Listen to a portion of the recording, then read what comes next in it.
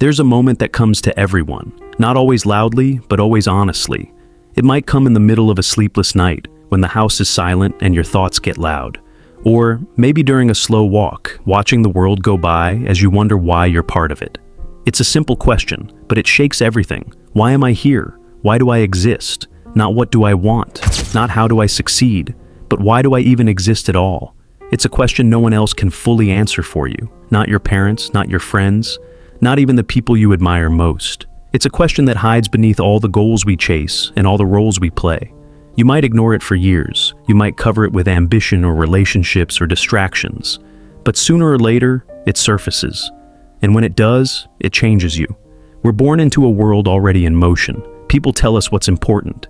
Get good grades, get a job, get married, make money. And we follow, not always because we agree, but because it feels like the path we're supposed to take. But somewhere along that path, something starts to feel off. It's not that we're ungrateful. It's not that we're lazy or confused. It's that deep inside, we start to realize we're doing a lot, but we're not always being much. We begin to wonder, is there more to life than this? Is it just about survival, comfort, and routine? Or is there something deeper, something beyond the surface? The philosopher Albert Camus once wrote, "Man is the only creature who refuses to be what he is." Maybe that's because we sense we're more than flesh and routine. We feel thoughts that stretch beyond the material. We dream of things that don't yet exist. We search, not for objects, but for meaning. But here's the uncomfortable truth. The world doesn't hand us meaning. It doesn't whisper our purpose in our ear. It gives us the question and leaves us to wrestle with it. That can feel scary, like we're drifting in the dark with no map, no compass. But maybe, just maybe, that's not a flaw. Maybe that's the beauty of being human, because if life handed us the answer, there would be no need to search, no room to grow, no reason to reach beyond ourselves. Maybe the question is the beginning. Maybe it's the first spark of awakening. The moment we realize we're not just alive, we're aware. And with that awareness comes a choice. Do we keep running from the question, or do we finally turn and face it? The journey starts not with knowing, but with wondering. And in that wonder, we begin. As we grow, we start building answers. Not to life's biggest question, but to the smaller ones we can control. What job should I get? Who should I love? Where should I live? And in chasing those answers, we start to believe, if I just get this one thing, then I'll understand my purpose. The right relationship, the dream job, the admiration of others. But here's what no one tells you. Even when you get all those things, the question doesn't go away. Sometimes it gets louder, because meaning can't be bought. It can't be earned through status or followers or titles. It's not a reward, it's a responsibility. We're told to look outside ourselves, to compare, to compete, to consume.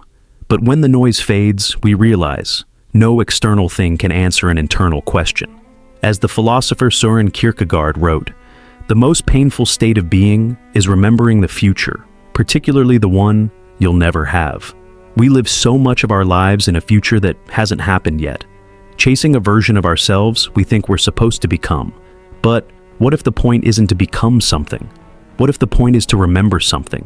Something we've always known deep down, that we were never here just to succeed. We were here to experience, to feel, to shape and be shaped, to love, to fail, to break, to rebuild. The problem is, we're taught to fear uncertainty. We're told that not knowing is weakness, but in reality, not knowing is where truth begins. Think of a child looking at the stars. They don't need an answer to feel awe. They don't need a map to feel wonder. They simply feel it because they're present, because they're not afraid to say, "I don't know." That innocence isn't ignorance, it's openness. It's the freedom to explore without pressure to explain. Maybe we lose that as we grow older. Maybe we trade wonder for certainty. But deep down, that child never fully disappears. And neither does the question, why are we here? Some will say it's random. Others will say it's divine. Some will say it's whatever you make of it. And all of them might be right, in their own way. Because meaning isn't universal. It's personal. It's not something you discover once. It's something you keep discovering again and again in different seasons of life. In the laughter shared with a friend, in the silence after a heartbreak, in the quiet joy of helping someone without expecting anything back. So maybe the real illusion isn't that life has no purpose. Maybe it's thinking that purpose is something we can capture like a prize. It's not a destination. It's a direction. And every step you take in honesty, in presence, brings you closer to it. Not because the answer is out there, but because it might already be within you. There's something quietly terrifying about the idea that the universe doesn't speak back. You can scream into the stars, beg for a sign, plead for meaning, and still be met with silence. But maybe that silence isn't emptiness. Maybe it's space. Space for you to speak, to decide, to create. Because if the universe won't give you meaning, then maybe you were meant to give it meaning instead. Psychiatrist Viktor Frankl, who survived the horrors of the concentration camps, once said, "Life is never made unbearable by circumstances, but only by lack of meaning and purpose." He watched people suffer in unthinkable ways, and still choose to live. Not because they were promised anything, but because they decided to find purpose in the pain. Meaning doesn't erase suffering, it transforms it. We often think our purpose has to be something huge, something loud, something visible. But maybe purpose is quiet. Maybe it's waking up even when you feel lost, showing kindness even when no one sees, taking responsibility for the life you've been given, even if you didn't ask for it. The truth is, you don't need a cosmic answer to live a meaningful life. You need honesty. You need courage. You need to stop waiting and start choosing. Because every act of creation is an act of defiance against the void. Write a poem that no one else understands. Love someone who's hard to love. Forgive yourself for what you couldn't control. Tell your story, even if your voice shakes. That is meaning. It's not a sentence written in the sky. It's a sentence you write for yourself. Even if no one reads it, even if you're not sure it matters, it still matters because you chose it. And over time, those small choices, those quiet rebellions against meaninglessness, become a path, a thread, a pattern, a life. A life where meaning isn't something you chase. It's something you carry. It's in your scars, in your laughter, in your tears, in your silence. You are not here to be perfect. You are not here to know everything. You are here to try, to learn, to stumble forward in the dark, lighting candles as you go. Some of those candles will go out. Some will burn brighter than you expected. But every one of them adds something to the darkness that wasn't there before. So don't wait for meaning to arrive. Don't search the stars hoping they'll speak your name. Instead, speak your name to the stars, and know that your existence, with all its questions, contradictions, and quiet strength, is already a kind of answer. Maybe we never find a final answer. Maybe the question, why do we exist, isn't something we solve like a math problem, but something we live into, day by day. And that's not a failure, that's the point. You see, some truths don't come to us in words, they come through living. Through holding someone's hand as they cry, through starting over after everything falls apart, through standing still, breathing in the cold air, and realizing you're still here, still alive, still asking, still becoming. Philosopher Friedrich Nietzsche once said, "He who has a why to live can bear almost any how." And your why may change. It's not carved in stone. It evolves as you do. What felt meaningful at 20 may feel hollow at 40. What you once chased, you might outgrow. That's not failure, that's growth. That's life revealing itself to you in chapters.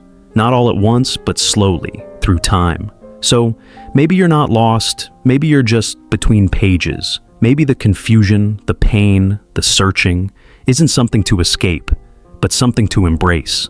Because the moment you stop demanding that life explain itself, you start to hear it whisper, in a friend's laughter, in a sunrise after a long night, in the sound of your own breath when everything else is quiet. Life doesn't owe you answers, but it offers you experiences. And from those experiences, you get to shape something sacred, your own truth.